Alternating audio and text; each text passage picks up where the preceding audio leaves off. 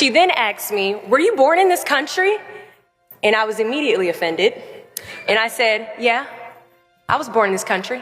And then she says, do you have any kids? I said, no, I don't have any kids. She then asked me if I was married. And then I said, no, ma'am, I am not married. She says, how old are you? I said 19. May I help you find something? She then says, you are the most beautiful girl I have seen. And I said, oh, thank you. And then she says, I think you could be the next Miss USA. I'm in the Army, okay? We don't do pageants in the Army. She then asked me to meet her at Starbucks the very next day before my next shift at Target.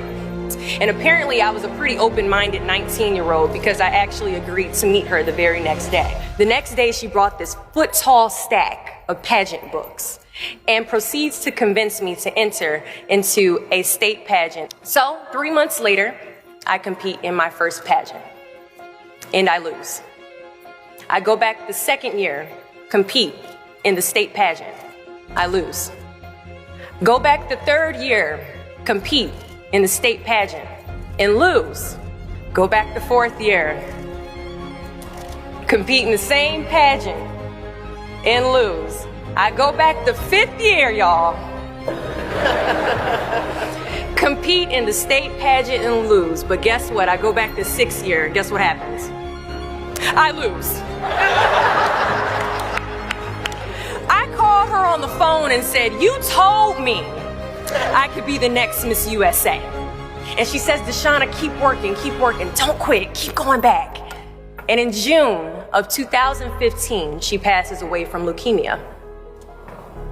6 months later, in December 2015, I win Miss District of Columbia, USA. And 6 months after that, in June of 2016, I become the first soldier to win Miss USA.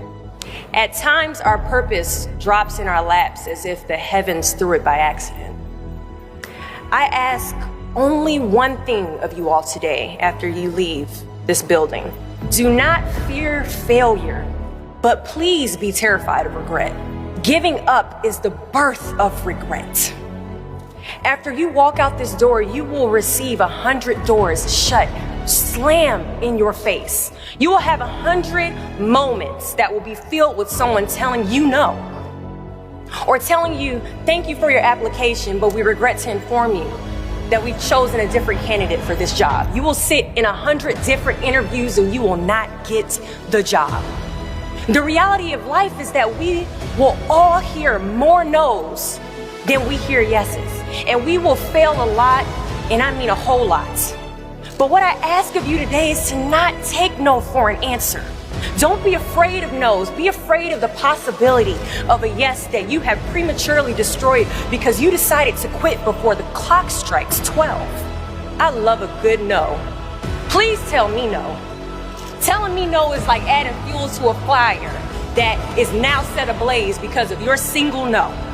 So today I challenge you to fight, to work, to not stop here, to believe so heavily in your aspirations that you too will not fear the word no, but instead you will choose to welcome it.